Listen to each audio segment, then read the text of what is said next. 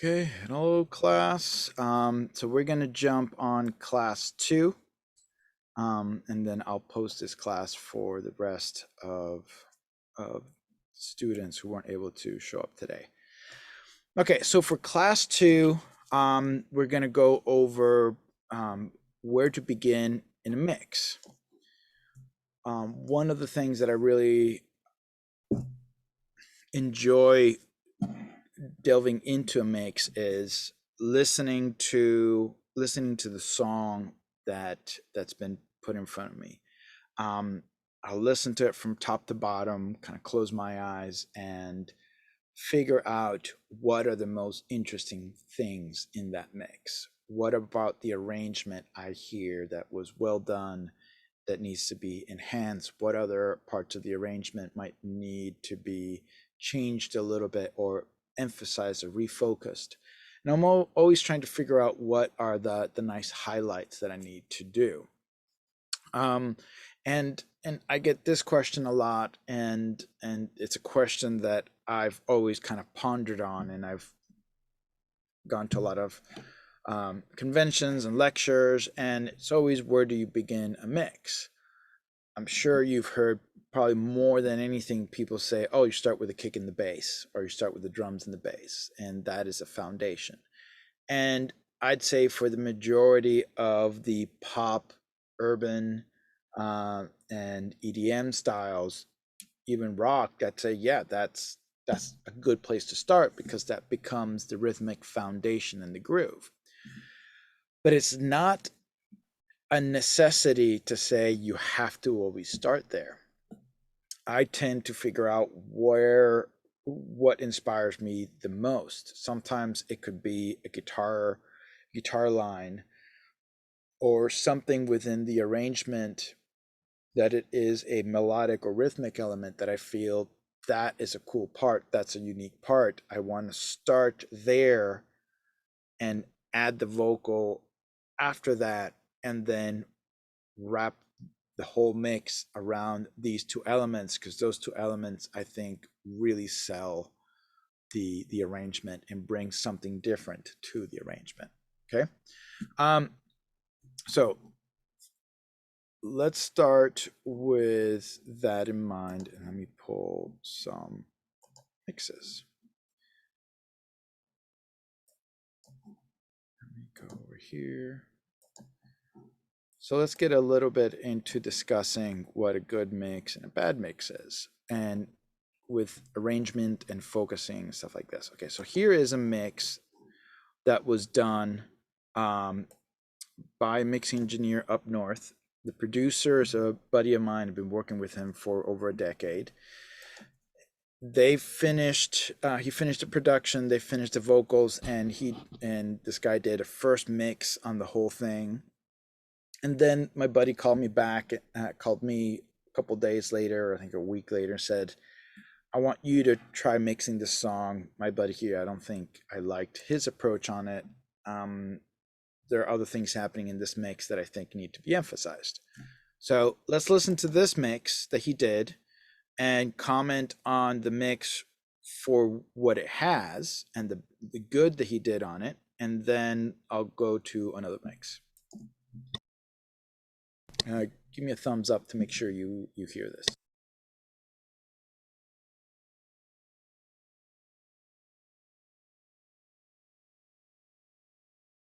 BLD Oxlayer.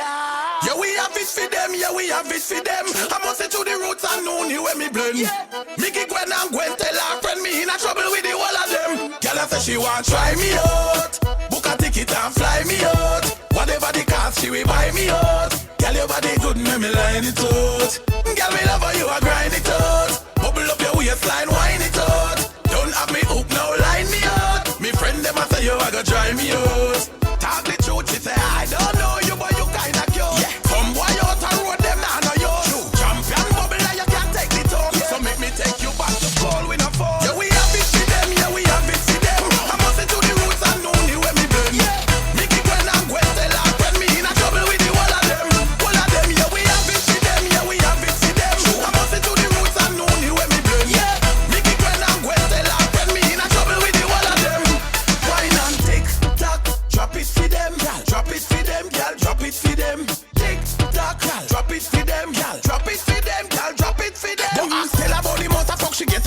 together when.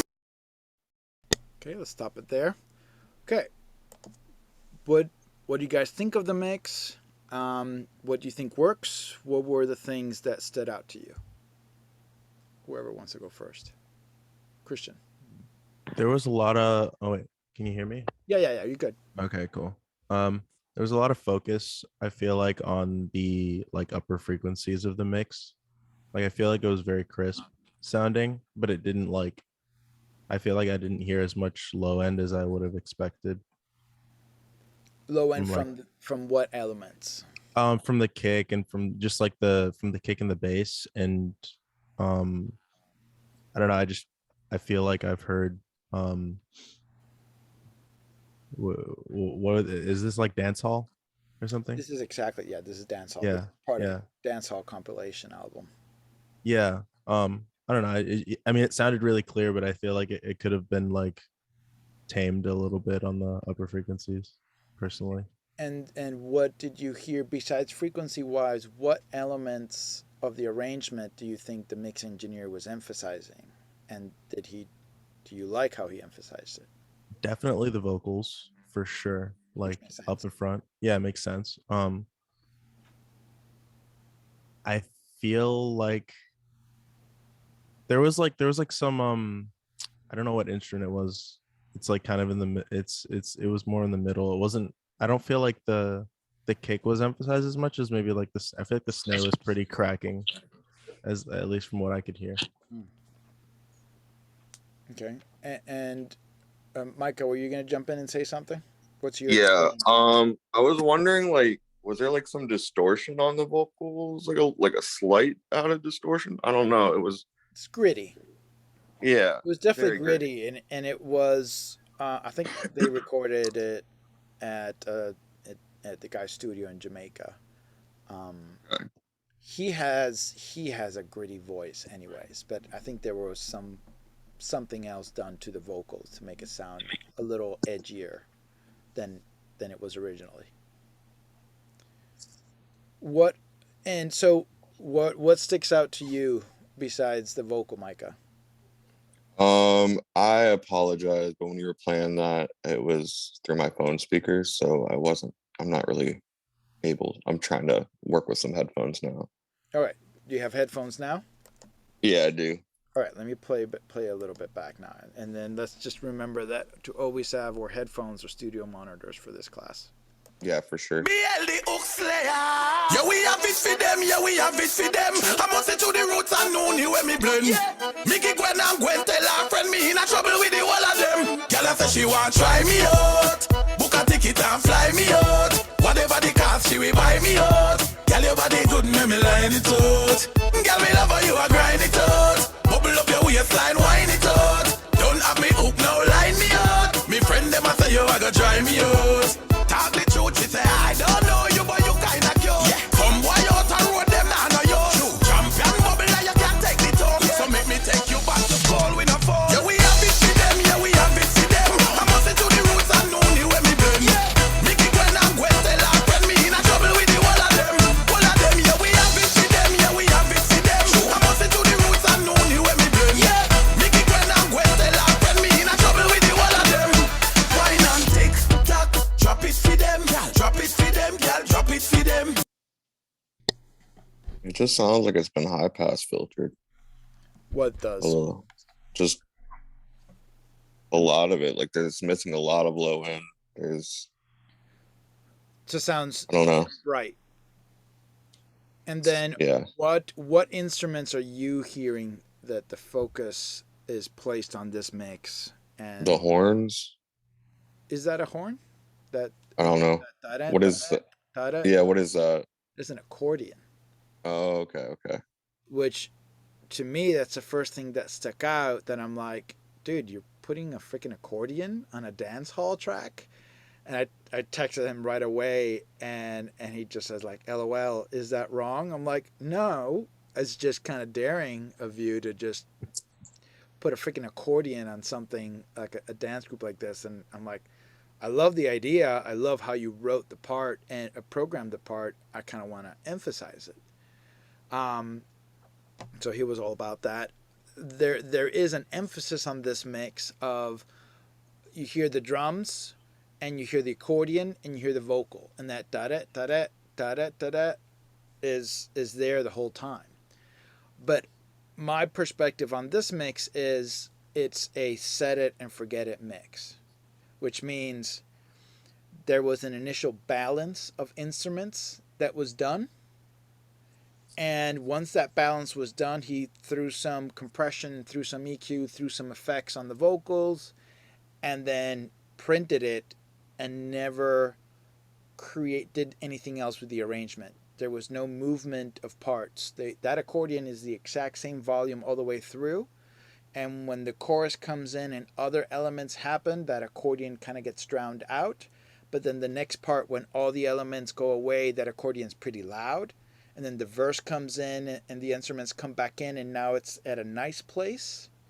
Those type of things where you set the level and that's what it is. Versus when I received this track, based on what I'm hearing on this mix, I thought there was going to be drum elements, your basic probably 10 tracks of drums and percussion, the accordion, a bass, and maybe one or two synths. And that was it. To my surprise, I get the session and it's about 60 plus tracks. And I'm like, I'm not hearing 60 plus tracks of instruments. So did you over double things? Did you just go crazy and things weren't necessary? And the more I got into the mix, the more I'm like, no, just things weren't balanced and emphasized. It was kind of like a set it and forget it type of mix versus I'm sitting down and listening to his mix and to his production. And I'm like, oh, he took the time to write different instruments to the different sections of the song. The verse has some instrumentation, the pre-chorus has other instrumentation, and the chorus has other instrumentation. And that care to go with that arrangement, to be faithful to the vision that the producer had, wasn't quite there. So let me play my version of the mix. I just want to apologize real quick. I think the headphones I had were broken, so the ones I have now are better. Okay, good. Well, then that'll just make my mix sound better. So I have no problem with that. All right. So try to listen to the whole as a mix. Try to listen to what comes in and out per section and what as not just frequency, but arrangement wise, which is what I'm trying to focus at this moment. What is happening differently in this arrangement of this mix versus the previous? Here we go. BL the Hook Slayer. Yeah, we have it for them. Yeah, we have it for them. I must it to the roots and know you when me blend. Mickey Gwen and Gwen tell her friend me in a trouble with the whole of them. Girl, I say she want try me out. Book a ticket and fly me out. Whatever the cost, she will buy me out. Girl, your body good, me line it out. Girl, we love how you a grind it out. Bubble up your waistline, wine it out. Don't have me hook, no line me out. Me friend them a say you a go try me out. Talk the truth, she say I don't know you, but you kinda cute. Come boy out and road them down on yours. Champion bubble and you can't take the tone. So make me take you back to school with no phone. Yeah, we have it for them, yeah, we have it for them. I'm on to the roots and know you when me blend. Mickey Gwen and Gwen tell her friend me in a trouble with the one of them. One of them, yeah, we have it for them, yeah, we have it for them. I'm on to the roots and know you when me blend. Mickey Gwen and Gwen tell her friend me in a trouble with the one of them. Why not tick tock, drop it for them, drop it for them, girl, drop it for them. Tick tock, drop it for them, drop it for them, girl, drop it for them. Them ask tell about the motherfuck she get under me fella when me. Okay, what are you guys hearing? I heard a sub bass with quite a bit of distortion on it. I heard, and that was like in the choruses to give it like more of a punch, I guess, to it, you know. And then there was like two or three layers of synths or something in the chorus. I heard like something that was arpeggiated, something that was kind of just like a chord stack or something, and then maybe one other thing. Huh? Like a guitar? Yeah, it was yeah, I mean it was probably just like triad Hmm. or something like that, right? Mhm. It's like a yeah. What else were you I hearing? What was different? the vocals definitely. I like the vocals a lot more in this one.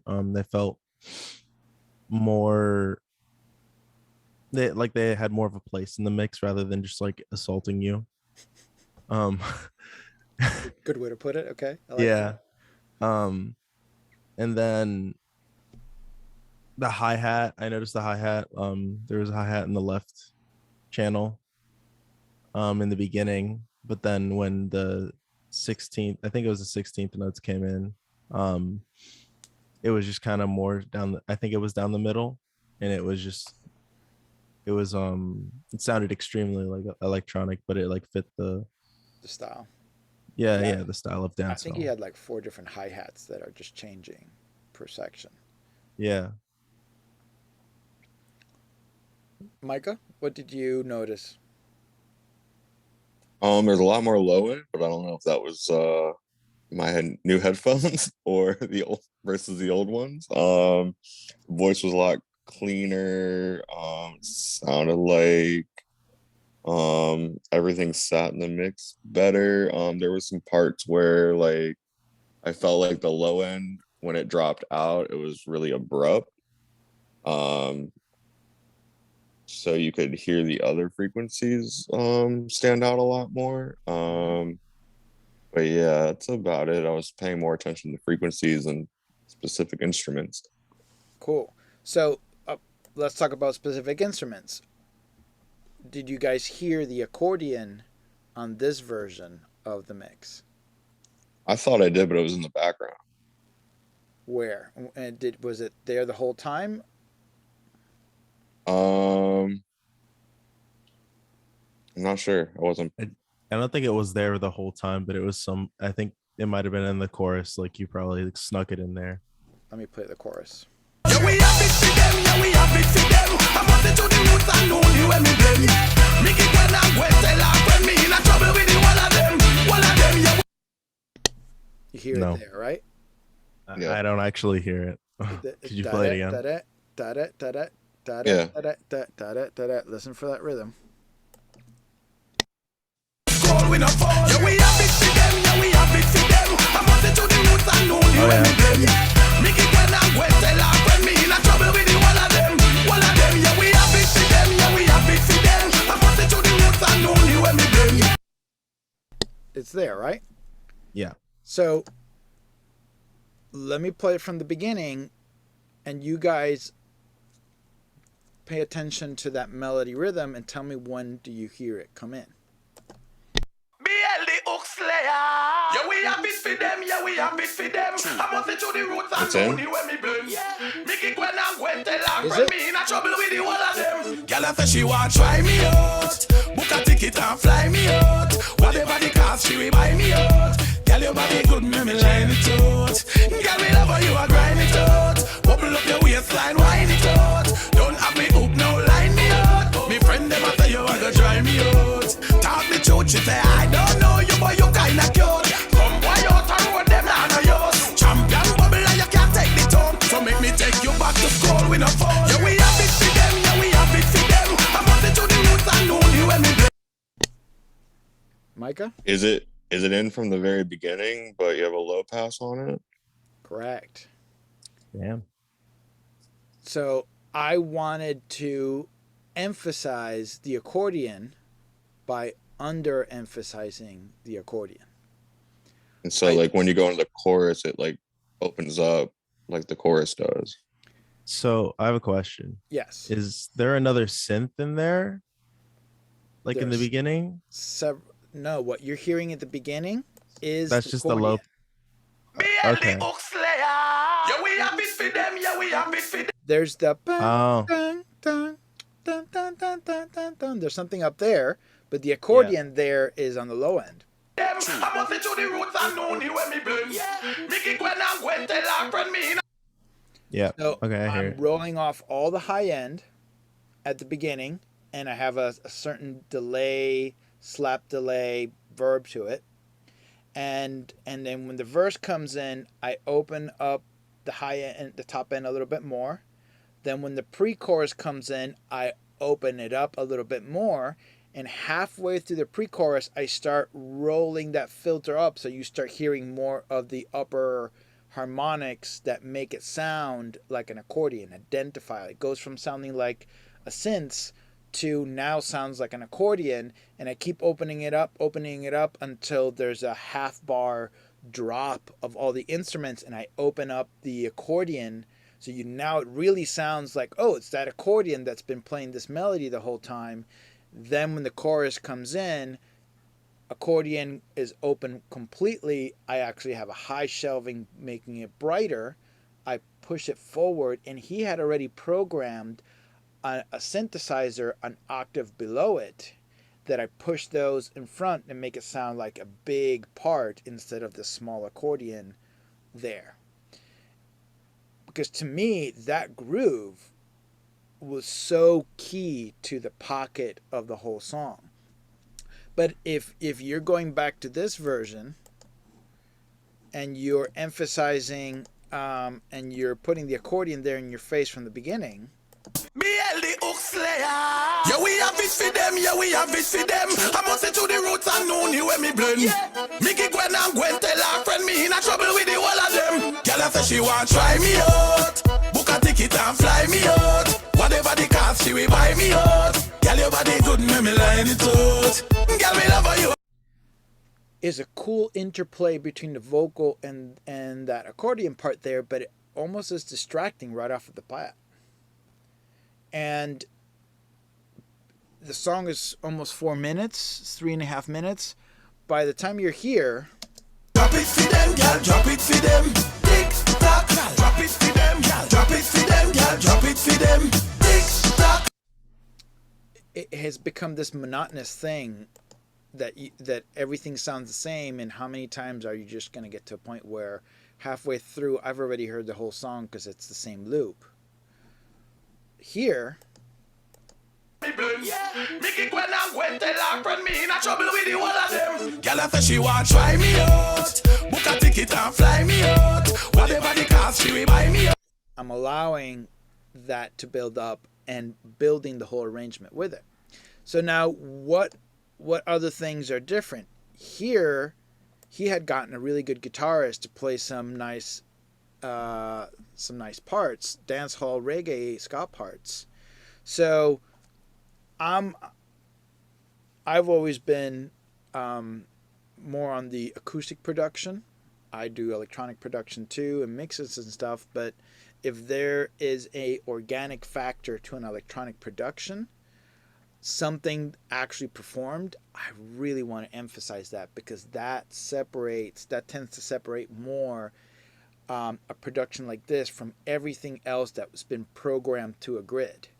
So this guitar part that you're going to hear to your left, girl, I say she want try me out. Book a ticket and fly me out. Whatever the cost, she will buy me out. Girl, your body good, me line it out. Girl, me love how you a grind it out. Bubble up your waist. He adds a nice little counterpoint pocket to it, and it really emphasizes that little push and pull to and fro from it, right? And then when you get to the chorus, he really digs into something else. Yeah, we have it for them, yeah, we have it for them. I'm on to the roots and know you when me blend. Mickey Gwen and Gwen tell her friend me in a trouble with the one of them. One of them, yeah, we have it for them, yeah, we have it. You guys hear it there in the chorus? That's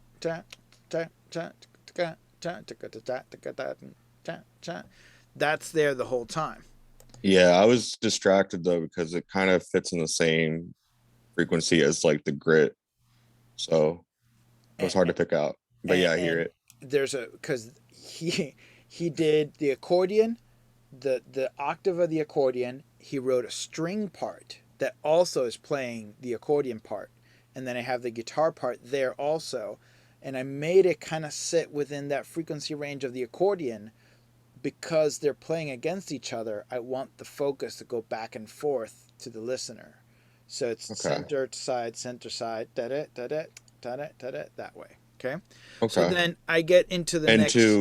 Go ahead. Real quick though, to get that center side, you just automate the panning. Well, the accordion Or- is here in the middle. The guitar, I left it up here. Okay.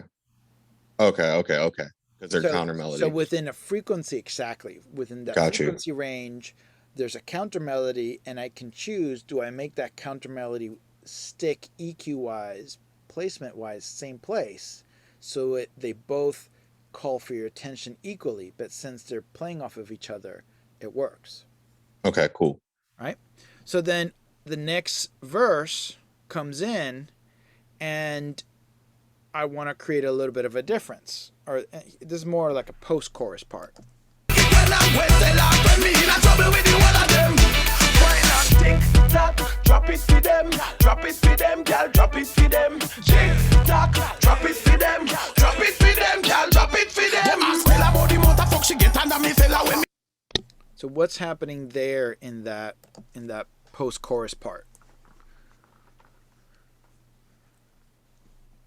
You're bringing back the low passed accordion. It is a little bit low pass, yes, a little bit Yeah. filtered. It still Yeah. sounds like an accordion though. It's not like the really low. Yeah, it's not like the beginning entirely. And then all the pretty much all the instrumentation drops, right? And then what's happening with the vocals? What am I doing to the vocal? When they lock when me in a trouble with the one of them. Why not tick tock, drop it for them, drop it for them, girl, drop it for them. Tick tock, drop it for them, drop it for them, girl, drop it for them. Them ask tell about the motor fuck she get under me fella when me done.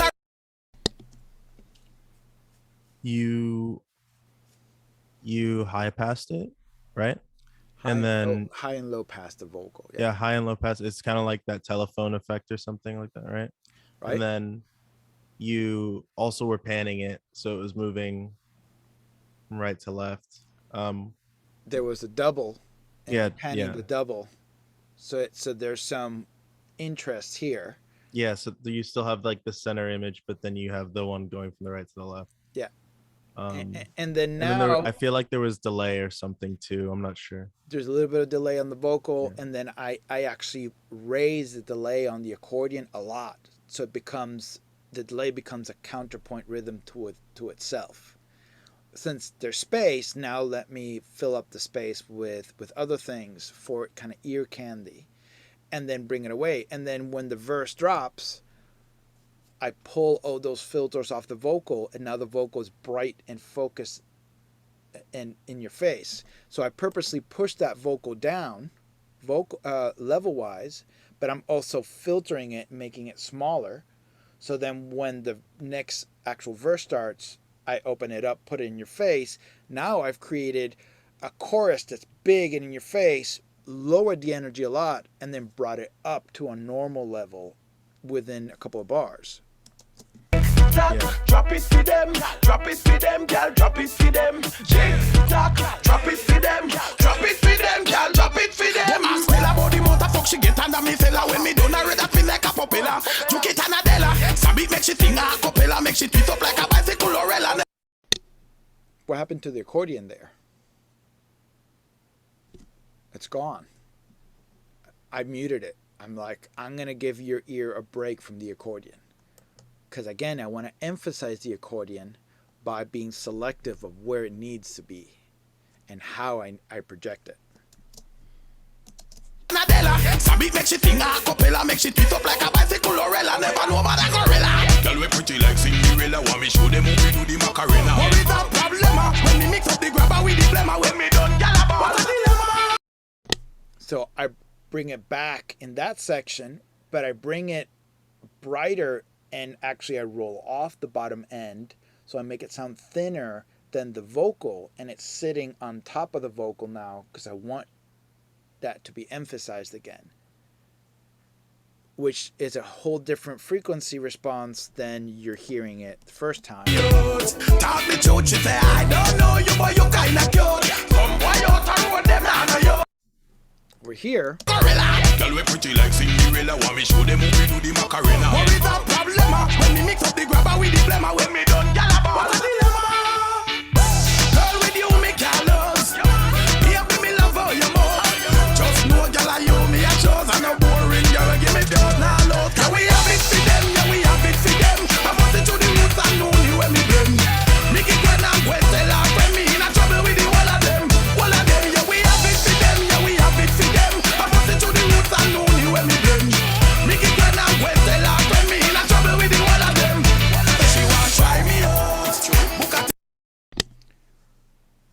So I'm making all this, I'm emphasizing all this discussion around that accordion because to me, it's something that I felt was different, special about his arrangement, and I thought I could do a lot with it to create some movement.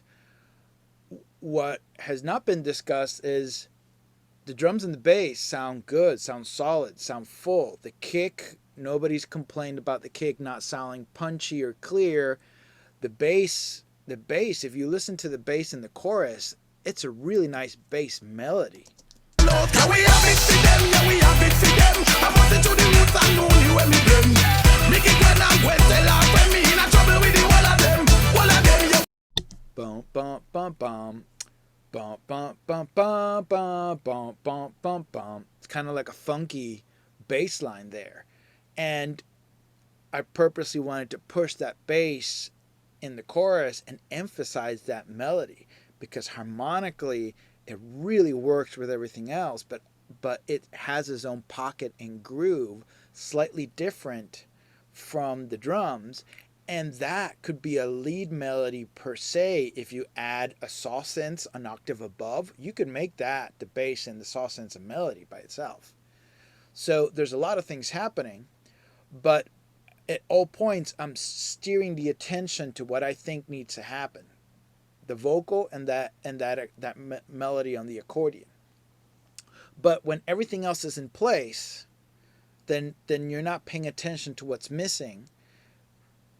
You're paying attention to what I want you to pay attention to.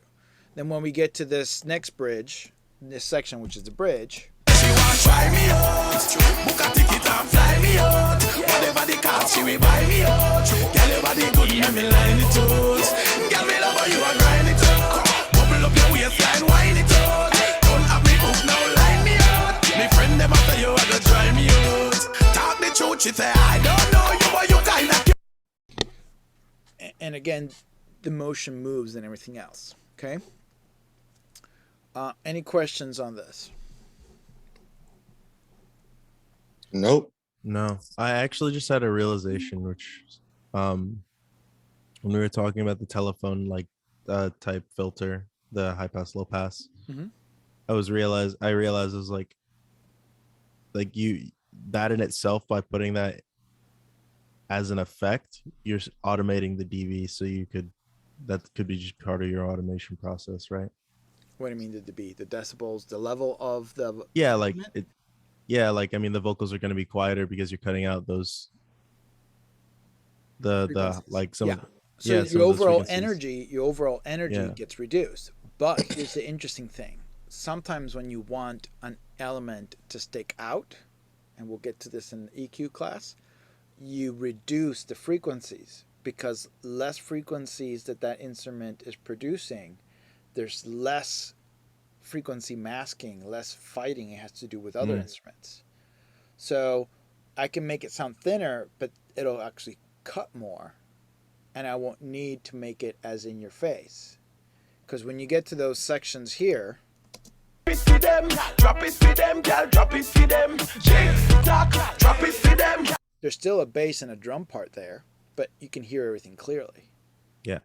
Right? So, and that's good to pay attention. That becomes part of paying attention to your gain structure and leveling and on automation and everything. All right. So, let me switch over to a quick video I want you guys to watch that pertains to the discussion that we have now. And then we'll continue from there. I love this guy. You doing this kind of stuff with the transitions in your songs?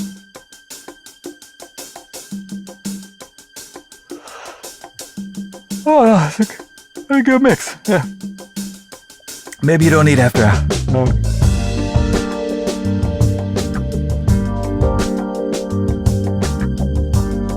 Welcome to After Hours. My name is Gregory Scott. Tonight, I want to talk to you about leveraging the arrangement for drama and contrast, things to keep the listener involved as the song goes on and on and on. So there's two approaches to this. One is compositional, and the other is engineering/production. So there's a million things that we can do on both spaces to keep an arrangement fresh and dynamic. How can we leverage and manipulate the things that the composer has given us to spice up the transitions and to make the mix interesting as it evolves? What I want to talk about now is what I think of as the shape of the space of the song. If you think of a mix in 3 dimensions, you have height, which is not something people often think about. But height, if you think of bass down the bottom and treble up the top, a song at any given time has a height.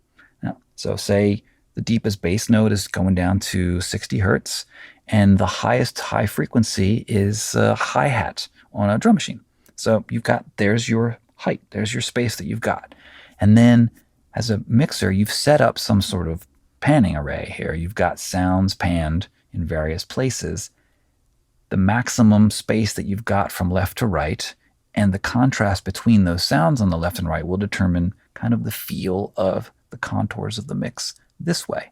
And then front to back is a mixture of how much transient energy you're letting through. If you've got percussive stuff and it's compressed, how open are your attacks, how much stuff is hitting you. That will determine how close that sounds. But also frequencies can holler. If you scoop out the mid-range, it will pull a sound away from you. But then there's also effects, reverb, and delay will have the effect of stretching sounds back in space, sometimes a lot, sometimes a little. The brightness or darkness of the effect will change your perception of that depth. And then also any sounds that were recorded with room microphones. Oftentimes drums are recorded that way. But sometimes, especially if you're recording your own music, it's nice to throw a stereo pair of microphones way further back in the room. Doesn't matter if your room's not particularly good sounding. It's still cool to capture that room sound with your close mic'd tracks because you never know in a mix when you're going to want to leverage those. So you have these 3 dimensions to a mix. You've got the height with the bass and the treble. You've got the width with your panning and the contrast between the sounds. And then you've got front to back via either artificial or natural reverberation and effects, and the shape of the EQ and the frequency and the tonality, and then also the transients. That's a lot to unpack there, but if we just take this as a black box concept here where you've got this shape going, then what you can do with your transitions is you can change the shape of the song in a way that even a casual observer or listener or somebody who wasn't even really paying attention to the song will notice. And there's a lot of ways that we can do that, but let me drop a few on you here now that you can have fun with. The first one is this dimension here, the height. As a composer, one of the coolest things that you can do when you're going from a verse to a chorus in a pop or a rock song, or in an EDM if you're going from a really busy section into a really sparse section, or vice versa. If the chord changes, you can change the register that the bass is playing in. You can literally have the bass, even if it's the same chord, you can have the bass drop down an octave or fly up an octave. That can be a really powerful lift mechanism, especially in a pop or a rock scenario where the bass is down. Transition. Right now he's up here. The whole song just gets that lift. You've also crushed the space up. Or if you drop that thing down an octave, bring in a synth bass. There's a lot of ways to do this as a composer, but also as a mixer. You've got EQ, right? You've got filters on your sounds. Maybe you've got a high pass on that bass, and the bass doesn't really change from this section to this section. Drop your high pass a little lower so that you're letting a little bit more of the subs through. And then on the other end of the spectrum, as a composer, if you've got this hi-hat and this shaker going, bring in a different hi-hat that's brighter.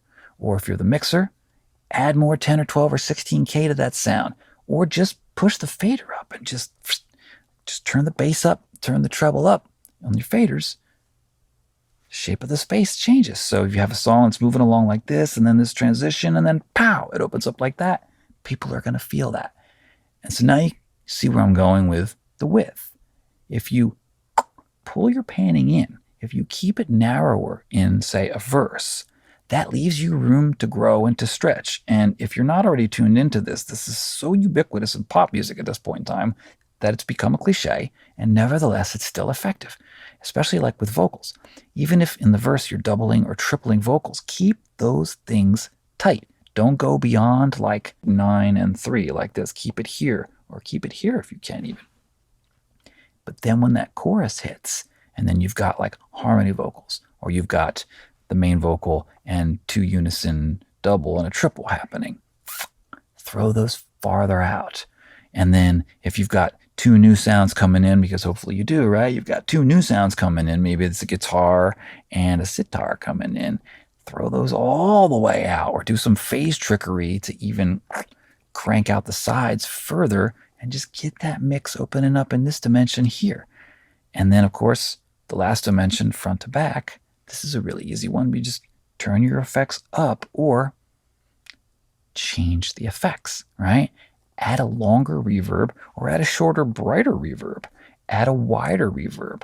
Add a stereo slap delay that's got a brightness and throw that on the vocal. Man, if you can change the effects on the vocals when you come into this section from this section, and the space around those elements changes because everybody notices the vocals. If you change the texture and the flavor and the wetness and the dimensionality around them, and you've got new elements coming in and those are panned even further out, and then you're dropping your bass down a little lower and you're stretching the treble up a little bit higher. If you've got all of that movement happening on the production level in your transitions, it's going to grab the listener's attention. And then, of course, at some point, for dynamics and interest, you're going to want to do the opposite. You're going to want to bring it all back in again. So maybe when you're coming out of that big, bold chorus and back into the verse, bring it back in tighter than it was in the first verse. So if you have drum overheads and they were panned at 9 and 3, make them mono, even for the first half of the verse. Bring the pan knobs in so they're right on top of each other. And then halfway through that verse, as a lift, crack them open again. People may not be able to perceive the spatial aspects of that, but they will feel the difference, the palpable difference in the shape of the space of the song. And the texture of the high frequencies changes when you pan things out. As you bring things in closer and closer together, they get darker. As you throw them out more and more, they tickle the eardrums more with that contrast and the high frequency transients. We notice that stuff. So do this stuff. As a mixer, leverage all of those different elements to come and go in different ways, spatially, height-wise, and depth-wise. Keep that listener engaged tip to tail.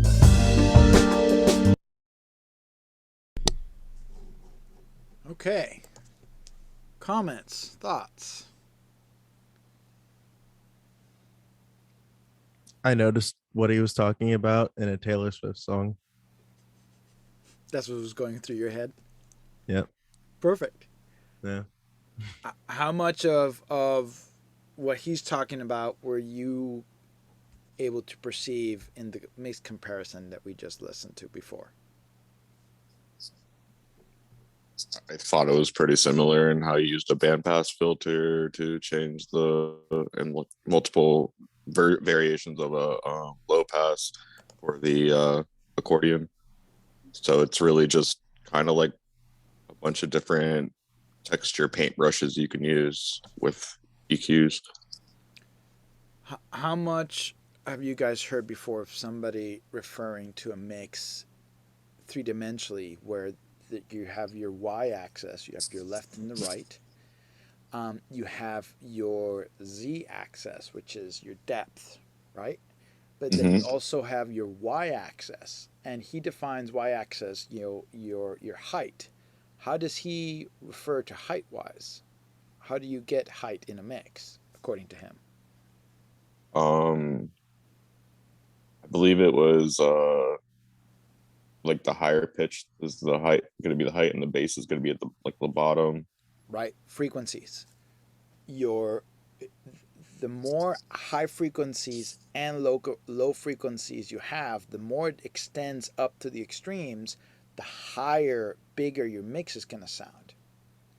And when you're mixing, and something I try to emphasize a lot during this whole semester, and you'll hear me referring to this: are you expanding in your y-axis? Are you expanding your height? Are you expanding your depth? All these things need to be considered at the same time when you try to make a decision on how I'm going to EQ, how I'm going to compress, and how I'm going to add an effect. because one of the things that happen, especially when you get denser mixes like the mix I was just playing, is that you'll have a vocal that'll be nice and centered and focused here. But then now there you need to figure out what elements am I going to mix above it. Can I EQ things brighter above it, or can I thin out that accordion so much that it emphasizes the upper harmonics and makes it sit above the vocal. So now it allows the vocal and the accordion to be front and center, but since they're sitting on top of each other and not, let me rephrase that, they're not sitting on the same spot height-wise. The accordion is literally physically floating above the vocal. You can hear both clearly and benefit from the impact and the melody of both instruments. But then you have a kick that is a low element, and you have a bass, and then you need to decide, is the bass going to be the bottom of the mix, or is the kick going to be the bottom of the mix? And that becomes the extension. And as the song is playing, you can level that as more or less bass to create some movement in height. Okay, let me put one more song as a song that has a lot going on, and the arrangement changes also. But pay attention to everything that Gregory was mentioning, where you have movement left and right, movement depth by volume or by adding more or less effects, and those effects push the elements back. And then you also have movement height-wise and how things stack on top of each other. Okay, here we go.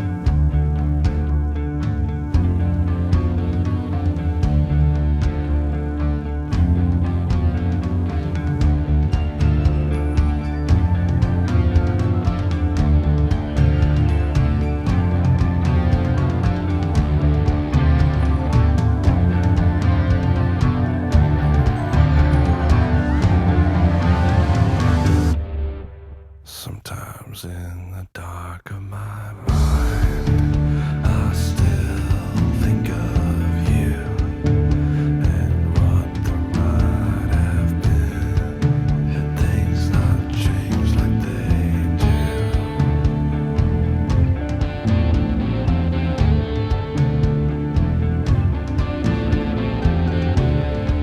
Sometimes in the pride of my dreams, your face is all I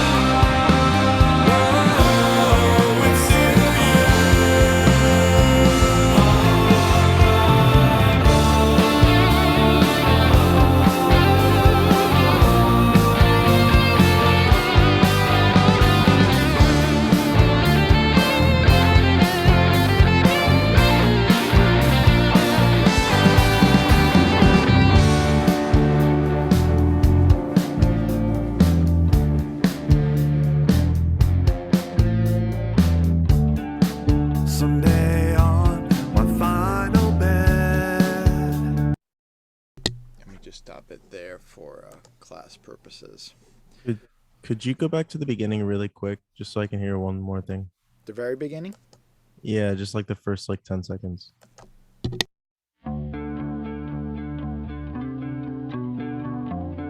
Okay, that's it. What were you wanting to hear? I noticed that chorusy guitar moved around. Like it started off in the center and then it was in the right in like the next verses. I was writing down a couple things. Cool. Yeah, as soon as the verse starts, I wanted that intro to be about that cool guitar lick, and everything around the intro builds on that guitar lick. And then as soon as the vocal comes in, I do a sleight of hand, and then I move the guitar out of the middle and leave the vocal there. So I'm kind of like, I forced you to pay attention to the middle, and now purposely now I just can't handed it over. So you have this change.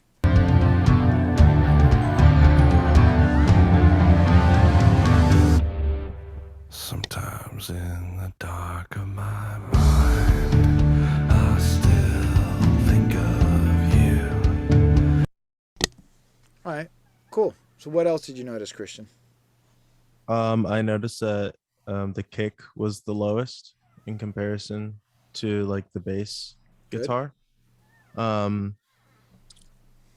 also noticed that in the chorus, the use of what he was talking about in the video, the background vocals were really wide and had a lot of reverb on them. So that added a lot of space to a section of that chorus. And I also noticed the ride, whenever the ride came in, it just felt wider because the ride just comes in, it's panned all the way to the right, and it's just giving like that chorus, that I guess a classic chorus feel. Yeah, that high frequency yeah. lift that comes from the drums also. Yeah. Because now that's a higher frequency consistent up here, but then, you know, the drum is playing some other things there, and then everything else is happening up here that gets emphasized, right? Yeah. Cool, good. How about you, Micah? I noticed the wait, my mic on? Yeah, okay. You're good. I noticed the vocals in the pre-chorus started to gradually get more air, and then when the chorus happened, like the vocals were brighter. In the beginning, I noticed that more instruments that were added to it, like I don't know if it was like I think it was a synth with like a kind of like a pink noise modulated kind of sound to it, that added more height to it, In the verse? things like that.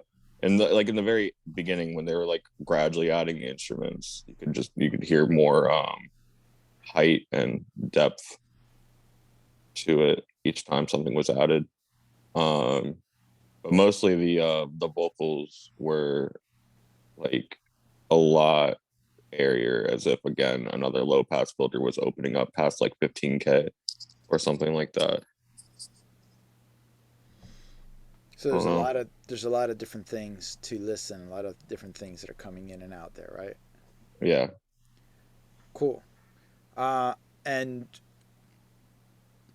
from you guys' perspective, does this song tie in well to the same discussion from Gregory? Absolutely. Yeah. So then, and on these, and just to kind of expand a little bit more, that this is a track, this is a band and an album that I produced, and by the end of it, this track had, I think, about 100 tracks. There are a whole bunch of elements that happen in the beginning and they don't happen anywhere else, but each section has their own group of elements, including this first verse, which you probably guys noticed that the first verse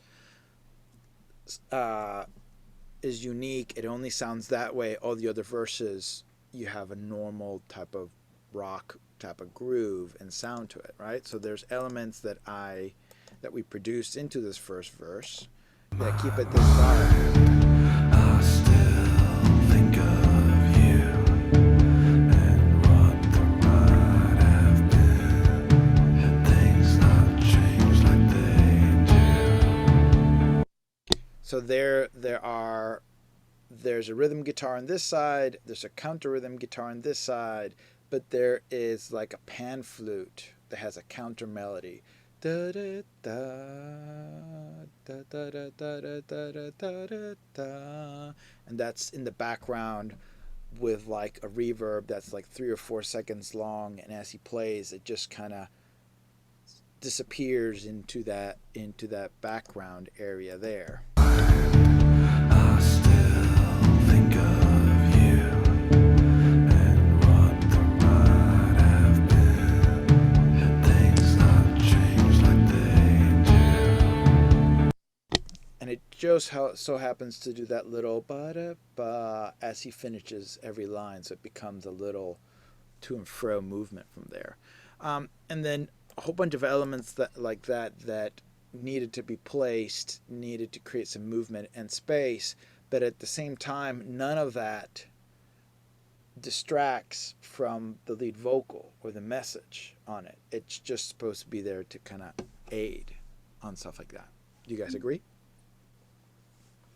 Cool. Okay. So let me switch over here. So where to begin the mix? Arrangement elements. Let's go to the actual book and kind of put some highlights there.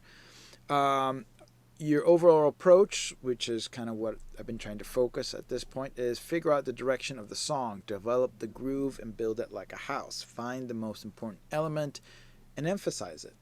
I started with that dancehall track for that same reason. To me, the dancehall groove was the same typical dancehall groove you hear anywhere else. The beat wasn't that different, but I still built it like a house. I made a solid kick, nice in your face snare, and that bass was full and clean and separated from the kick, right? But then I figured out what the most important elements to me were, which were the accordion and the vocal, and I went to town on those two things.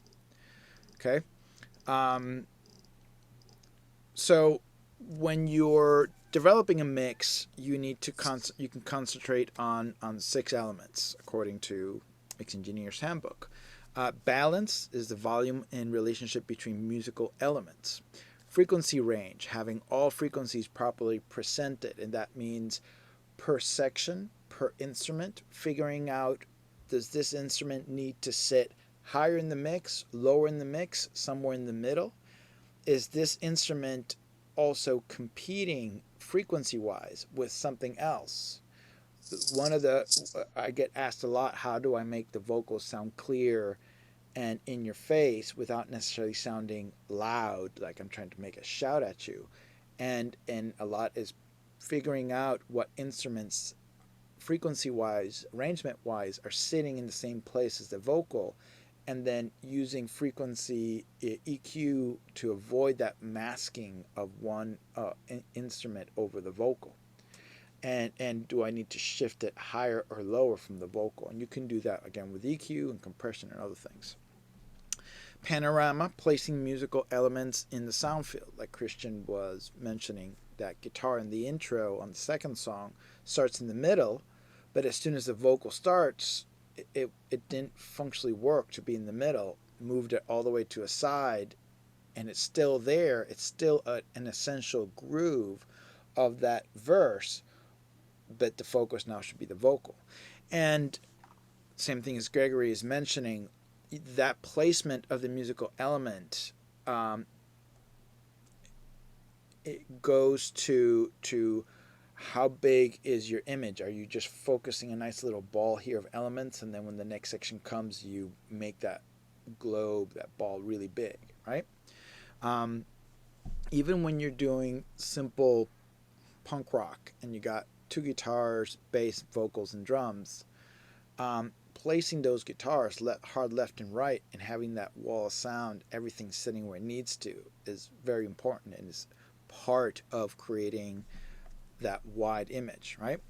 Dimension, adding ambience to a musical element, that goes into effects, that goes into adding reverb, delays, choruses, because that expands the depth of the mix. Now everything doesn't sound in your face because it's dry. Now you can add different effects to move things back or forward in the mix.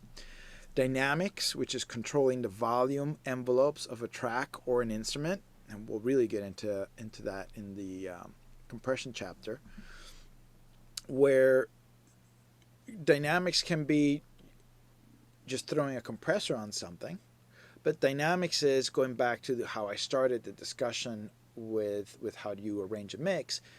There's automation involved. You taking the time to automate an element and making it sit where you want to sit level wise, and then when the next part comes, you lower that out of the way, so you're changing the focus of that instrument to the listener. Okay, and then interest, making the mix special.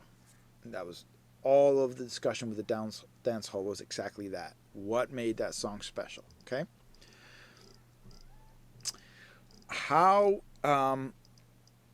this book separates the arrangement elements, I think it's really important. And I started reading this book when I was in college and I was really getting into music production. I was starting to record albums for bands, and my dad got me this book to just kind of motivate me.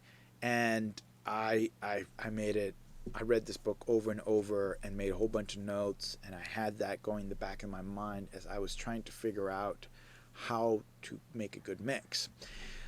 The arrangement elements are really important for you to create a sense of priority and finding the placement and location for each element. So, for example, foundation.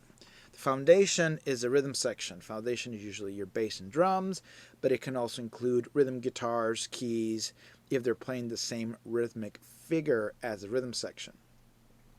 Occasionally, it's in a power trio. Foundation will only consist of drums, since the bass will play a different rhythm figures and become its own element. Okay. Some rock music, the bass plays exactly the same parts of the guitar. So the guitars and the bass are one rhythm part, and along with the drums. Okay, everybody clear on foundation, right? Pads. Pad is a long sustaining note or chord. In the days before synthesizers, a Harman organ provided the best pad, was joined by a Fender Rhodes. Synthesizers now provide majority of pads, but real strings or guitar power chords can also suffice. There's so many things that you can do as a pad, right? You can actually play a string section. You can make a choir be a pad. In the second song that I mixed, that choir, it's a male and a female vocal part. They're doing 3-part harmony each, layered on top of each other, and they are singing the lyrics, but with the amount of verb and delay that I put on it, I've treated it as a pad, not as a in-your-face choir vocal part, right? So vocals tend to always say, oh, that's a lead part or a counter lead part. I wanted that choir part to be a pad, and I mixed it to be a pad. Okay, whether you can make a pad be a little more in front or way in the background, but it serves a different purpose. And part of what serves a different purpose is because it is a long sustained note or chord, it's meant to come in and build up energy and hold the energy there and keep it there. It's a filler as a track filler, and it allows other instruments like a rhythm guitar, a lead guitar, a vocal part, a drum part, which are more transient dynamic things coming in and out. It fills that space between all those rhythm elements coming in and out. Okay. Rhythm, and I know this sounds kind of confusing because we just said the rhythm section is the foundation, but rhythm is an instrument that plays counter to the foundation elements. This can be a double time shaker, a tambourine, a rhythm guitar strumming on a backbeat, or conga playing a Latin feel. Rhythm element is used to add motion and excitement to a track. I think Micah mentioned counter melodies. A counter melody or counter rhythm could be considered a rhythm, a separate rhythm part. Um, how many songs you guys hear that there is a piano comping part that's a real essential pocket and groove to the song, but it's not playing the same thing that the bass and the drums are playing. They're playing off of each other. That becomes a rhythmic element. And if that rhythmic element is as essential as the foundation, that you mix it that way. In the case of the first song, the dance hall song, there was that electric guitar that I consider that a rhythm part. And I made it a point in the verse and in the chorus to really emphasize that, because it was a nice counter rhythm that moved and created excitement to those parts. Lead vocal. The lead, which could be the lead vocal or a lead instrument or a solo. That's pretty simple and straight and forward. I would also kind of say there could be counter lead parts where you have a harmony part that it's a call and response type of thing if you have two different lead singers, and those need to be treated as such, right? And then fills, and you guys tell me if you understand this correctly or not. Fills generally occur in the spaces between lead lines, or they can be a signature line. You can think of a fill element as an answer to the lead. Is that sort of clear? Yeah. And something I also consider fills would be ear candy stuff. If we go to, let me go back to this song. Did I close that?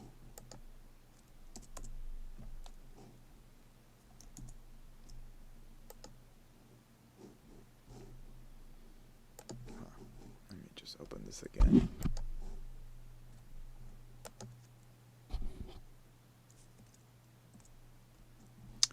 If we listen to the end of the verse, of the pre-chorus going into the chorus, he added some effects on that downbeat, and through the chorus he added a little string passage there. Pay attention. Me take you back to school with no phone. Yeah, we have it for them. Yeah, we have it for them. I'm up to the roots and know you when me blame. Make it when I'm wet, tell her when me in a trouble with the one of them. One of them, yeah, we have it for them. Yeah, we have it for them. I'm up to the roots and know you when me blame. Make it when I'm wet, tell her when me in a trouble with the one of them. Why not tick tock, drop it. You hear that? Those type of things. Those are fills. A literal drum fill is also a fill element, because it's an element. It's an element that tends to help with the transition. It could be a cue saying something else is going to happen. Could be a melodic element that only happens once at the end of every verse. For example, it's something very classic. Anybody, you guys familiar with the song "Creep" by Radiohead? When he gets into the end of the verse, he just mutes the guitar, does the chakan, chakan, chakan, and then opens up. That's a fill. But it's calling your attention like something's about to happen. Okay? How you mix that fill is important, because the arrangement, the producer, the artist is trying to say something with that fill. Okay? So let me try to find one or two songs that I normally use to identify these elements. Let me go to the music production class. Let me go here.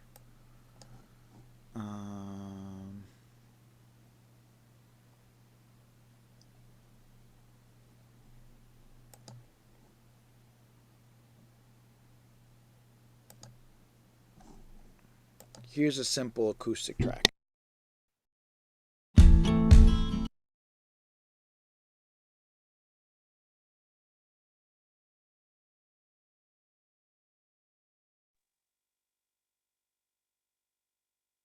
I can't hear. Oh, sorry. You're good. Okay, sorry. So I'll hit play I'm going to play a verse and a chorus. Pay attention to all the different instruments that are happening.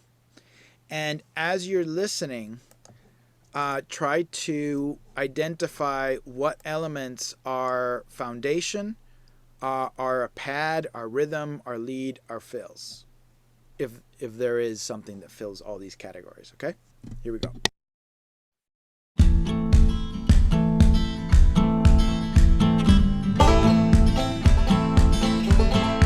I'm gonna cut my losses finally.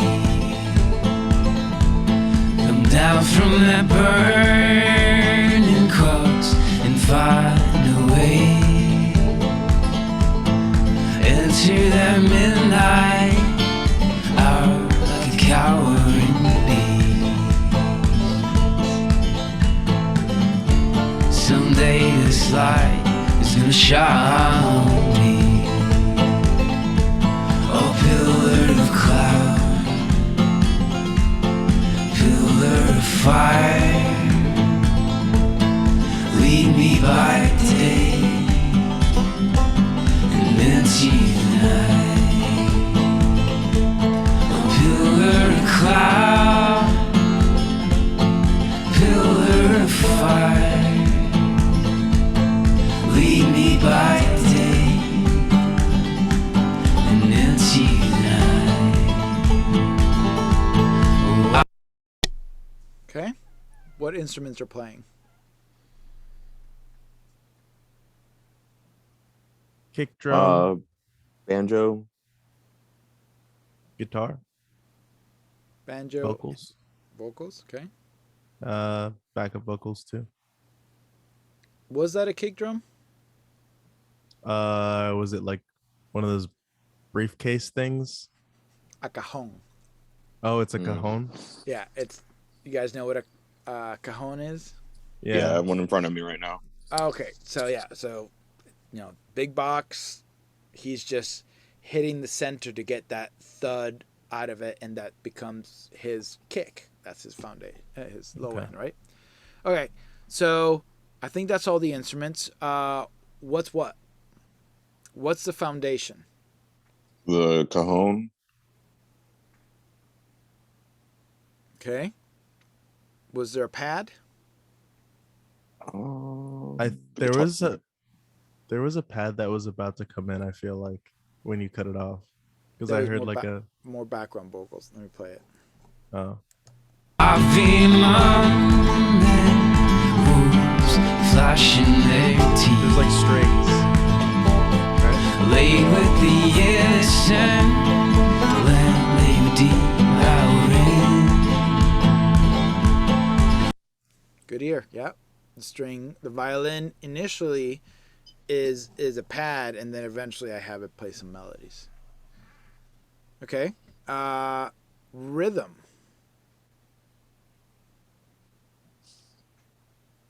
That would be banjo and guitar. So question. Why isn't the banjo and the guitar the foundation? Because they are Because- dictating more the pulse and the groove to the song than the kick is. Kick is just four on the floor. Do you agree? Yeah. I think I think that the guitars are the guitar and the banjo are providing a lot more like nuance, like accents to specific like parts, or just like creating kind of the groove of the song. There's backbeat in the guitar and rhythm. You're saying all No. three of the all three elements, the guitar, banjo, and kick, should be foundation? Is that I'm what gonna you're say saying? no. I mean, it could be. I'm gonna say no. So what would you make as the foundation then? There's no wrong answer here, guys. Just throw your Yeah. ideas. I'm just trying to throw.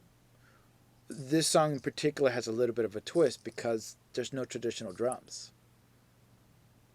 Yeah, you can make an argument the foundation and rhythm are like pretty similar in Right. the sense it's such a sparse arrangement when it comes to like drums or anything like that. Yeah. Right. And at the same time, the rhythm and the foundation can be treated in equal importance and equal level and equal emphasis, right?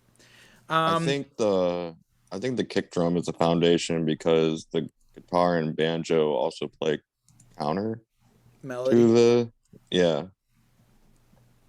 Cool. All right, let me play one more song from this artist. I'm going to go to the chorus because I want to emphasize something different. I'm going to start a little before the chorus. It's just a metal, a feather in full flight.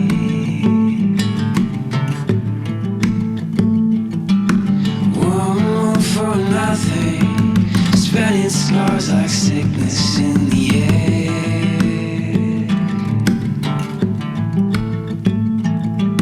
Tethered and torn by that pain we wear.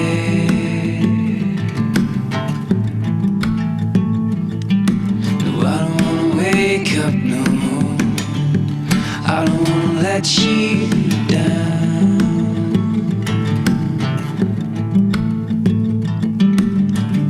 It's looking like a war inside every time the morning comes.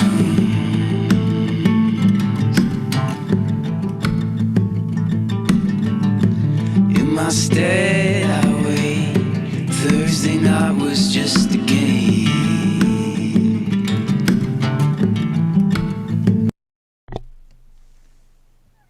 Okay. What elements are playing? Cajon, vocals, and guitar. Actually, That's this time about is not a cajon. Oh, He well, actually flipped his guitar and played the back of his guitar like a cajon. I just can't hear him right. I just think all percussion is the same. But the cajon slash back of the guitar type of percussion element, right? Okay. So Mhm. what's what?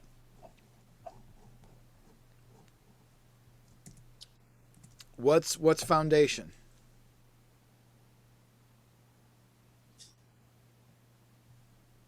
It's just hard because I feel like the guitar, you could say the guitar is a foundation because it's more forward, and the cajon is more like accenting the offbeats. So I would say the guitar is the foundation, and the cajon, or not the cajon, whatever the percussion Guitar. is. Yeah. Yeah, the Oh. guitar percussion is is like the rhythm if you're sticking to the definition that it says it's like playing a counter. I like that. I agree with that. I think the guitar is the foundation, it's a steady rhythm, and the back of the guitar being hit is the yeah, I guess rhythm. Yeah. I mean, if you hear the song Oh. from the beginning,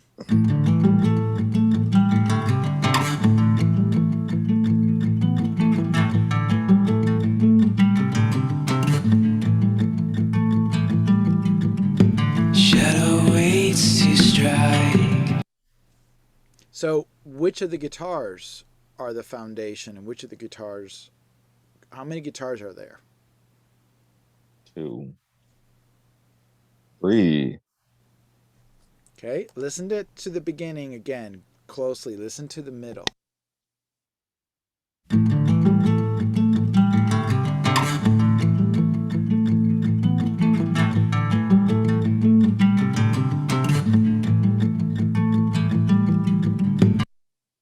So the lower register is going to be the foundation. The lower notes that are being played. What lower notes? What I described the other guitar, the third guitar. Oh, crap. I'm still only hearing 2 guitars up until this All right, point. Christian, Is- I think you heard it, right? The main, like the foundation guitar track is double tracked, right? Yes. So there's one on the left, one on the right, and then the There other you one is go. just like a palm muted, right? It's Yeah. it's the equivalent to bass. Yeah. So he is just playing a power chord,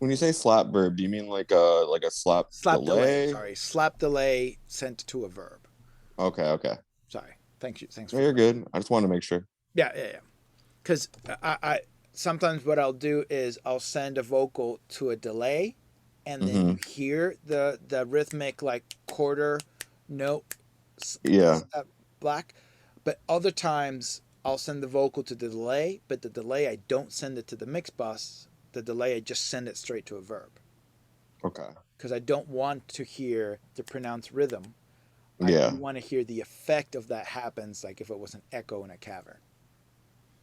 Okay. Which feels different, right? All right. So listen to the difference in the verbs during the verse and when the chorus comes in.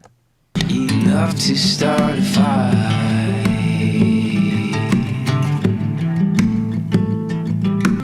Harder than the headlights.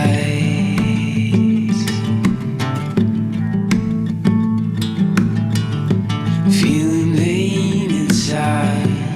Enough to start a fight.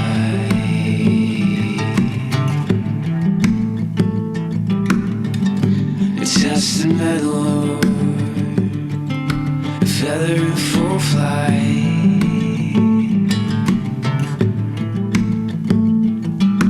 One more for nothing, spreading scars like sickness in the air.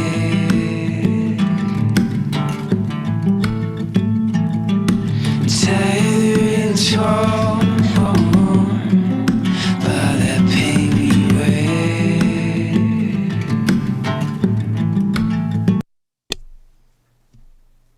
You guys feel what I mean? So I'm leaving the guitars in your face a little on the dry side. The percussion definitely sounds like it's in a space, in a room, but then the dimension, the verb and effects I put on that lead vocal are so different that it just stays and lingers. And as his slow, airy performance, it just lingers. The message and the emotion still lingers in your head. Okay. And we can go through this back and forth and we can all get the idea of this. But with these two songs, I just wanted to kind of show you a counterpoint to the other two songs that have 60 plus tracks, how this also can be arranged and put some serious thought into what needs to be emphasized. Okay. Now, where to begin? Mix, server, arrangement elements. We just gone creating balance. Listen to later to this video. It's another Gregory Scott on balances. Balance mixes are boring. He makes a very good argument on if everything is flat, then nothing sticks out, so then nothing calls your attention. And how you create interest could be with cool effects or cool EQ, but forcing the listener to experience a little too much of one thing or the other and create some movements that can be like, why is that in your face this way or that way? Placing stereo field, that's another nice video for it. Do I have? Yes. Let me just play that because that one's short.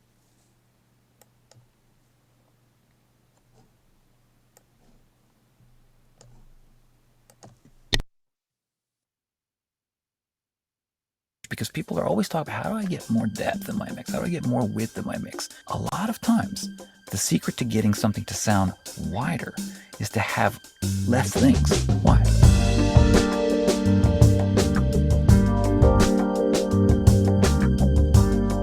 Welcome to After Hours. My name is Gregory Scott. Tonight, the pro tip. The pro tip is a mix only needs to have one thing be blank in order for the whole mix to sound blank. So put whatever word you want in there, wide. A mix will sound wide if only one element sounds wide. And you can test this for yourself. Put everything up the middle. Make mono drums, get your bass up the center, put all your instruments up the middle, put the vocal up the middle, and then take one thing, or if you've got two things because you got it double tracked, make those the only thing in the mix and throw them all the way out to the side. the more contrasting those sounds are. So if you've got a double track guitar and it's played on the same guitar, it's the same guitar part in the same register and the same chords, that's not going to be as wide as if you took a guitar and you threw it over here, and then you took the piano or a synth or something completely different and threw that way over here. The difference between those two sides is going to be more dramatic. You're going to perceive even more width. But even if all you got is stereo double track guitar or whatever, throw those out to the side. What you'll find is everything up the middle and one element way out to the side, the whole mix sounds wide. Pick another one, wet. Dry up everything in your mix. Take one element, soak it in reverb. The whole mix sounds wet. So you can leverage this to your advantage because people are always talking, how do I get more depth in my mix? How do I get more width in my mix? A lot of times, not all the time. This is situational, depends on the arrangement and other factors. But a lot of times, the secret to getting something to sound wider is to have less things wide. Only one or two things being wide. Because it's that contrast. It's always the contrast that lets us perceive a variable or a factor.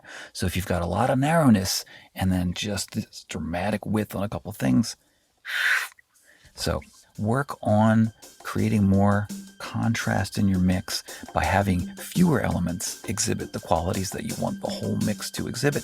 And I think you're going to be happy.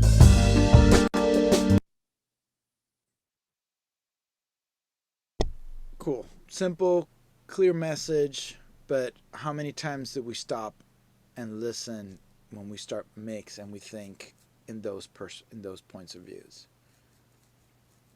It's like, if I want what needs to be emphasized, and if I'm going to make it special, then let that be the one thing that has just that effect, just that reverb, just this balance to it, okay?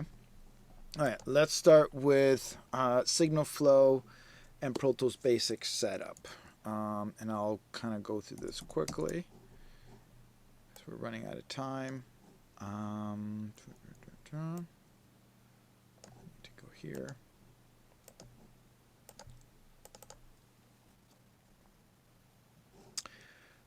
Okay, what I want to discuss in this section is signal flow basics that I need you guys to make sure that you're clear on, and the importance of creating a mix template. Okay. While this loads up, let's start with solo safe and where and how to use it. What is solo safe on a track? I don't know. Or on a console? It means that if you solo something, does that mean it won't? If you solo a different track, like that one won't. Oh wait, no. I'm getting it confused. Never mind. No, Just explain it. Keep going. You're close. Okay. Solo safe. If you enable solo safe on one track, that means that if you solo something else, that track that you put solo safe on won't get muted. Correct. Okay, cool. Why is that useful, and where should that be useful? Or do you want to if you want to guess? If you have a part of the song that is like the part that you're focusing on, or is like the important thing for you to sculpt your mix around, would you not want to leave it on? Or you could do that.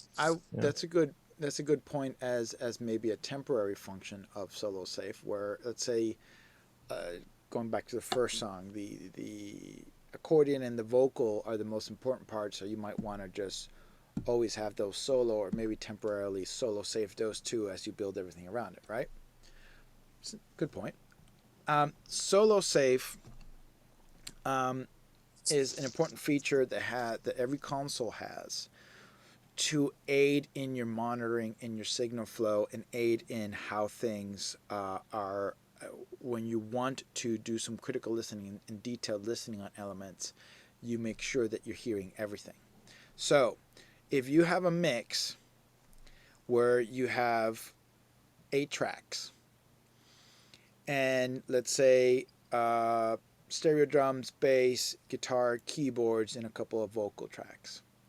If I solo the bass and solo the drum track, everything else will play will get muted, right? If I unsolo those and I solo save the vocal, if I unsolo the rhythm section and I solo the vocal, now I'm only hearing vocal. Now I'm gonna create a verb because I want to start sculpting a verb that works for this song. So I create an aux track, I put a reverb plugin, create a bus send, and then I send that vocal to the aux track with the verb. But I won't be able to hear it unless I go to the aux track and I hit the solo button. Now both tracks are soloed. Now I'll hear the vocal and the verb. But it's easier for me to solo safe the aux track where the verb is, because chances are every time I want to listen to the vocal, I also want to hear all the effects that I've applied to the vocal, because that's how the element is mixed, right? That's how I'm presenting that element within the entire mix. So anything that is a aux track as a effects return should always be solo safed. And if you look at my template over here, I have the habit of putting vocal effects at the end, and I have solo saved. If you see here, hold on, let me make this wider. These are all my effects for my guitars. So I have solo saved the guitar. So if I listen to the guitar bus, notice these aren't grayed out. See how the mute button is there? Now it isn't. These aren't that way. How do you do this? You hold Command and you press the S, and it solo saves it. Cool. Now, let's say I'm doing drums and they are fully tracked out drums. So that means I might have one or two kick mics, one or two snare mics, 2-3 tom mics. I have overheads, I have a hi-hat, and I have a ride mic. And I want to take all those instruments and send it to a drum bus, so I now have one aux as my drum bus that I can control the volume of the entire drum set with that one fader, right? That makes sense? What happens when I solo the kick? If I solo the kick, I now have to go to the drum bus and solo the drum bus for me to actually hear the kick drum coming out of the drum bus. So if I solo safe the drum bus, I can now solo whatever instrument on that's within that drum bus routing, and I'll hear that without having to worry about, oh, I also need to solo the drum bus. Make sense?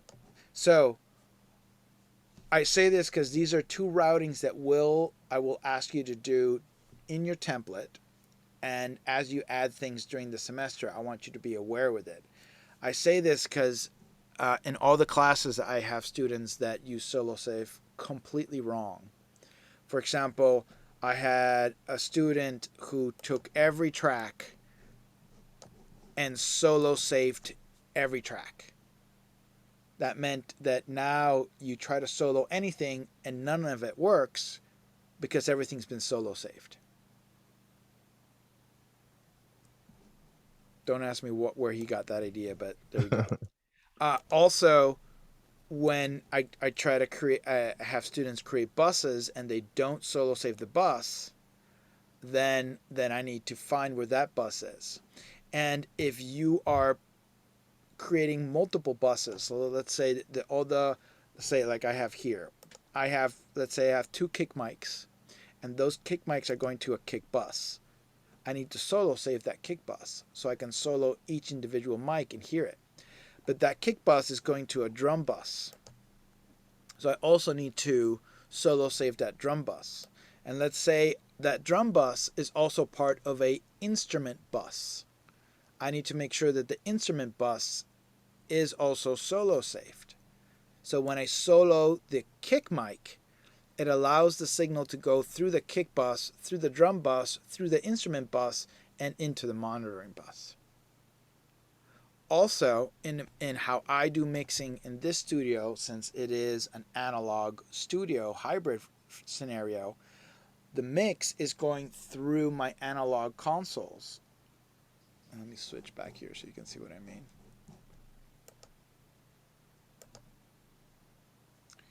Right here is my summing amps.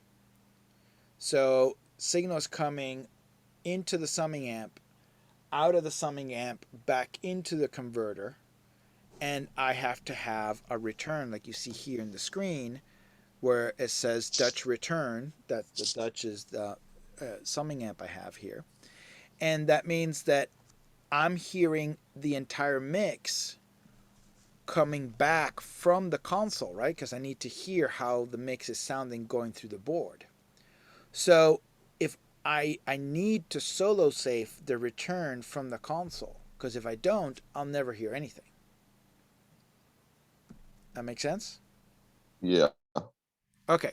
Everybody clear on function of solo safe? Yes. All right. Now, setting up bus sends and returns. How do you set up a send for a reverb or effects send? Somebody walk me through that. Create an aux track. Mm-hmm. Add a reverb to the aux track. And then go to the track you want to put on, like to send and create a send. Bus send, right? Yeah. And then that bus send, which bus send do you use? Wait, what are the options? Well, you tell me. You're mixing. Oh crap. What? Bus 1, bus 2, bus Well, 3. depends. Are you creating a mono bus, or are you creating a Stereo. You want stereo. on a verb? Probably you want stereo, right? Yeah. You might be sending a mono instrument into a stereo bus. So then the bus can now, the signal can go through the verb and apply a stereo effect to it. But you want to use a stereo bus because let's say you're doing drums, you have panning on the different elements of the drums. So when you're sending that hi-hat, the three toms and the ride was on the other side, you send that to the verb, they're also following the same stereo image as it's happening on the track, right? So you don't have all the drums sounding like they're up in the middle if you create a mono bus send into a stereo verb. Is that clear? Mm-hmm. So when you get into deep mixing and you start piling on effects, you can get into an issue of creating a whole bunch of buses. So I need all of you guys to make sure you start naming every bus that you use. As you can see here, I'm creating multiple buses for different things. I have a kick bus, I have a snare bus, I have a tom bus, tom verb bus, cymbal and drums, and then when we get down here, there's different verbs I've created: microchorus, verb, shimmer verb, depth delay, DSP. This is my eventide. I have vocal verb, vocal effects. And the important thing is, I know if I'm on a vocal, I can go and select vocal verb. I select it, and then now I go to create an aux. In my case, I've taken the time to create track presets. So I have already a big list of channels that have pre-made that have a preset EQs, compressions, reverbs, delays, and routing all built in, because these are things I do all the time. These are part of how I process these specific instruments. So I've taken the time to create track presets, not just plugin presets, but the entire channel strip as a preset. So I can go to vocal delay, vocal doubler, vocal effects. Let's see. Oh, here you go. Vocal verb. Create it. And it automatically pops up with the bus labeled vocal verb. Okay. So when you're creating a template, and I'm going to ask you guys in the first evaluation to create a template with 3 verbs, 3 different verbs, and 3 different delays. That means I don't want to see on the send it say bus 1, 2, 3, 4, 5, 6, and on the effects returns the inputs be bus 1, 2, 3, 4. I want you to take the time to label it. Do you guys know how to rename a bus? Yeah, you can double click it. Like that? No, on the name part where the bus is. On the bottom. Well, that's double. Or the That's naming the track. How do you name the bus? Right click, rename. Yeah. And then renaming the IO. You can also go to your setup IO, go to your buses, and you can name everything here. But if you don't have a template like mine where this is how all my mixes start with all these buses, you need to create something new. Go to bus, pick bus 1 and 2, right click it, rename it, verb 1. However you want to categorize it. I tend to do short, medium, and long verb, short, medium, and long delay, or I could do quarter note delay, half note delay, depending the style of what I'm mixing. Okay. The importance of the signal flow for your effect sends and returns in this class is how signal gets to an instrument while maximizing and maintaining your gain structure, the original level. A lot of students will put a reverb plugin on a track. Let's say this is the drum bus, and I just put a reverb plugin, and they go to the mix, and then they dial how much verb you want on the mic on the drums by adjusting the dry wet or the mix knob. What's the disadvantage to this? Why is this not what I'm asking you to do? Anybody can shine a light on that? Yeah, you don't have full control over your wet dry mix because you're sacrificing one or the other, like by just using the knob instead of being able to blend both of them. Mm-hmm. You don't have independent control, right? Also, if I do it this way, I am forcing everything on the drums to go through the verb. And kick drum with verb doesn't quite work that great unless you're going for a specific effect. Snare on verb does work really good, but hi-hat and ride with the same amount of verb that works cool on a snare will probably wash out those cymbals, right? So you want to create a bus send. So now I can put a send on every drum element, and I can choose how much I'm sending dedicated send to each from each instrument to each to the same drum verb. Okay. Here's the other thing. Let's say I decide that 30% wet is the right amount of verb on X instrument. What does that 30% mean? 30% means that I am sending 30% of the level of the total level of 100% is being run through the reverb. And what I'm hearing in return is 70% of the full dry signal and 30% of the reverb return. That also means I have lost 30% of the total gain of the instrument. Why do you want to cut off your legs and reduce the energy that you've now put into this mix by decreasing the amount of level of that instrument within your mix? Now that means that if you've lost 30% of level, now you need to raise the drums up to compensate for that.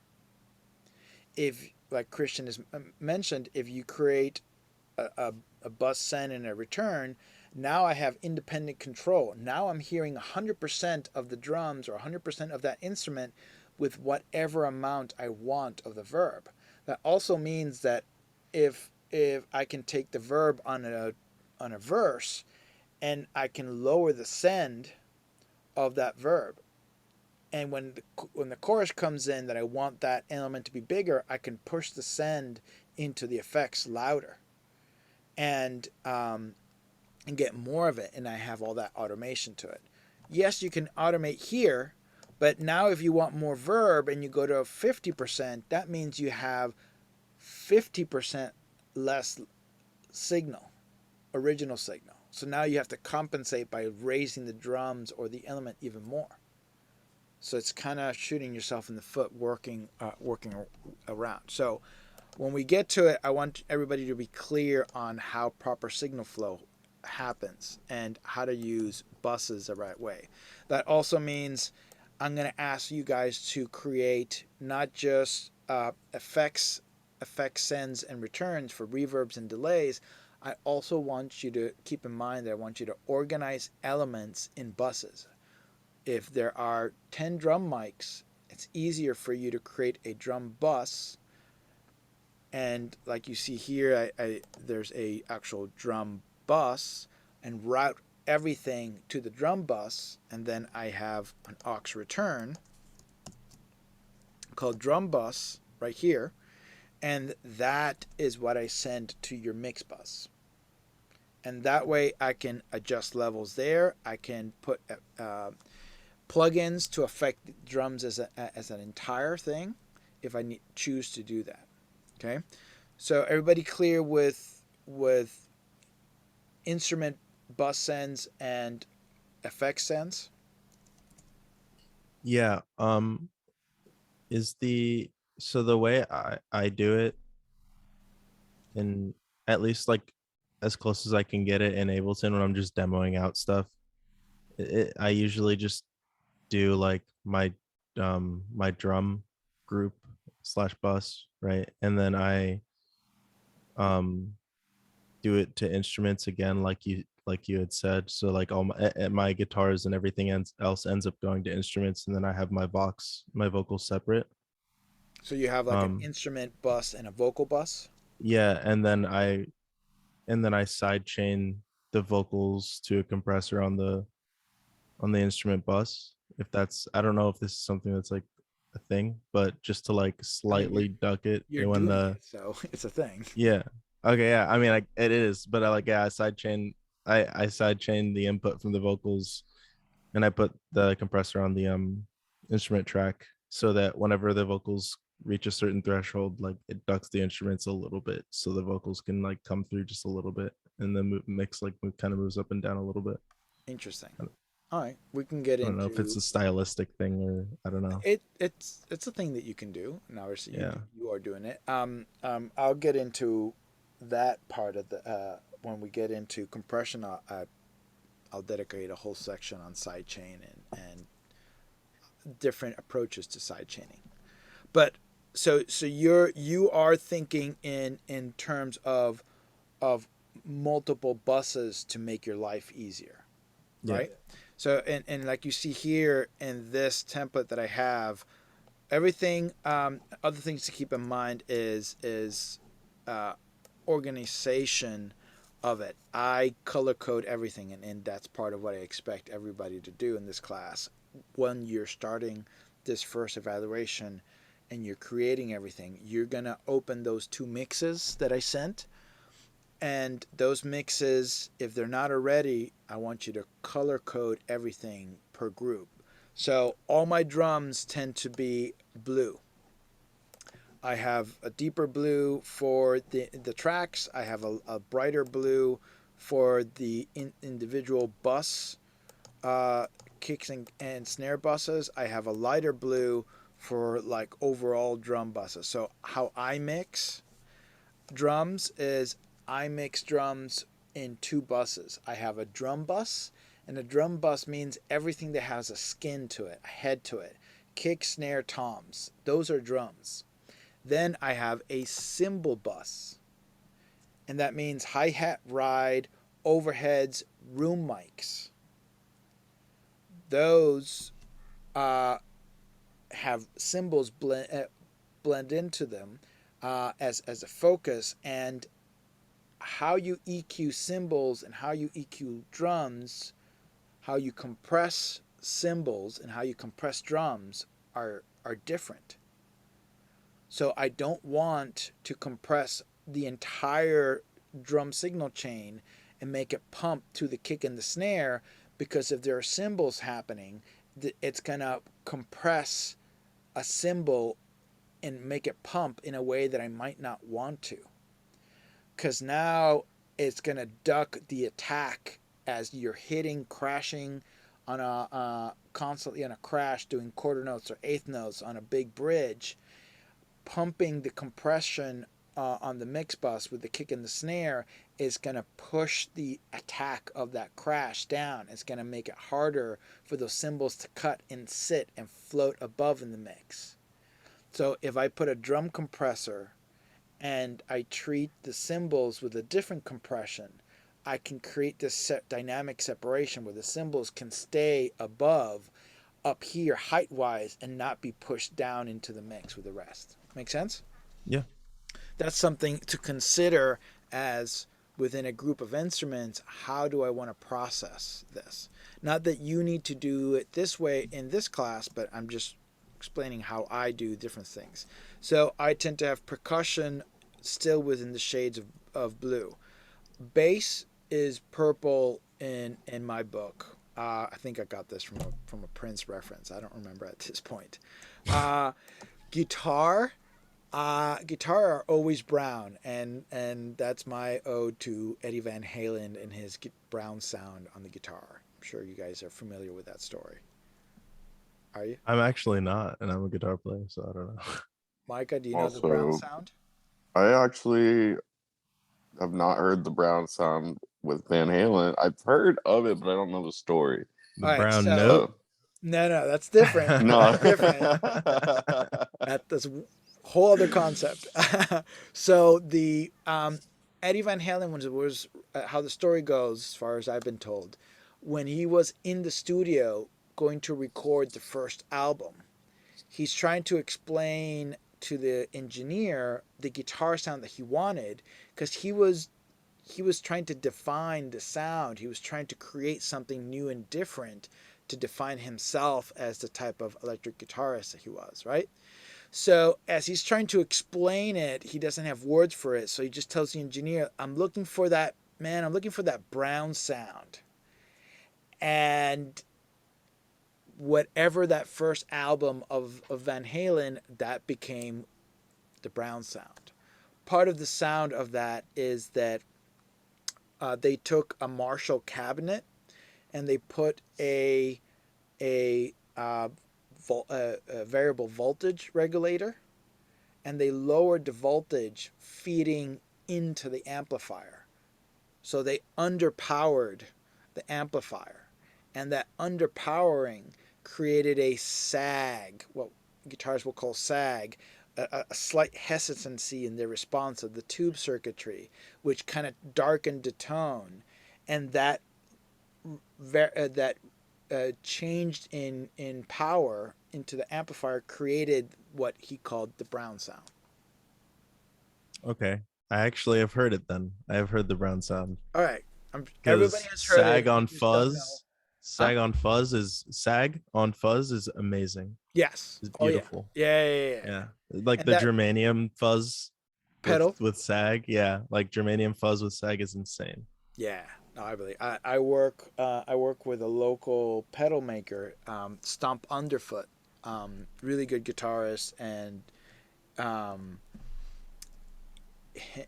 me and another engineer at Fat Planet produced his band's album, and he comes with like 4 or 5 different fuzz pedals that he made, and if you get him going, he tells you the history behind each pedal and how this is a rat pedal but with these modifications, and here is a Siamese Dream fuzz pedal with these other modifications, and here's a traditional Russian muff, but I did this other thing to it, and we spent like an hour listening to all the pedals and adjusting his tone until we got a particular tone for it.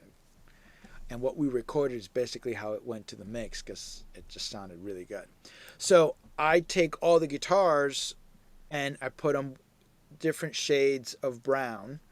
And if it's a rhythm guitar, I'll put them darker brown. If it's a lead guitar, I'll use a little lighter brown. But I create a couple different shades so I can figure out what's what, right? Keys, I tend to do orange and yellow.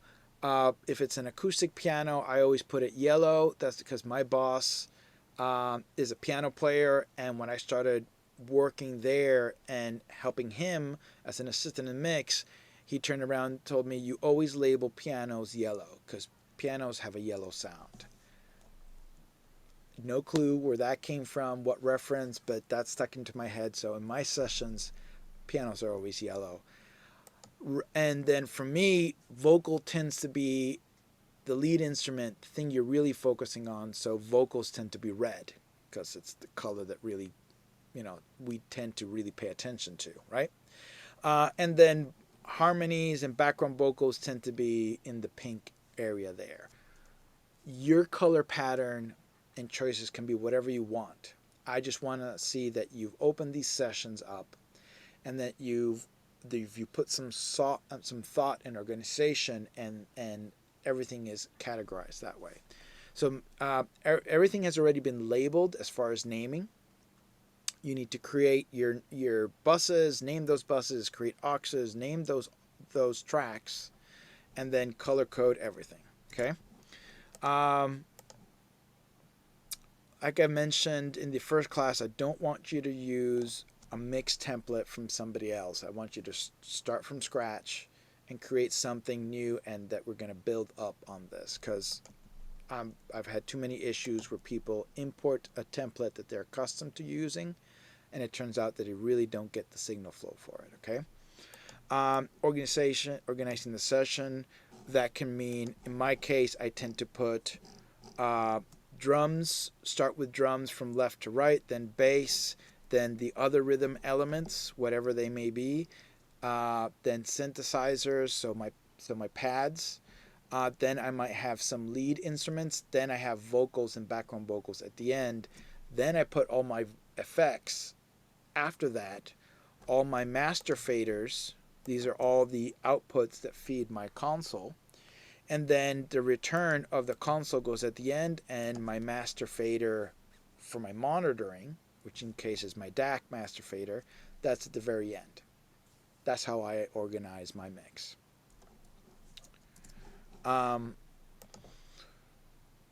Clean tracks out, taking care of problematic. We'll get into these elements when everybody's here, because that's definitely something that everybody needs to take part of. Okay. But I just want to make sure we've gotten through all these elements for today, and then that helps me get through the rest of the elements in the next class. Okay. You guys have any questions till now? No. I think I'm good. Cool. Well, thank you for showing up today on Labor Day for this class. I appreciate it. This helps get the ball rolling on this and get all these elements cleared up. Cool, guys. So All right. I'll be posting this later today, and you guys are fine to review it later. Cool. Awesome. Cool. Sounds good. Thank you, guys. Yep. See you next week. Thank you. All right. See All you right. next See week. you.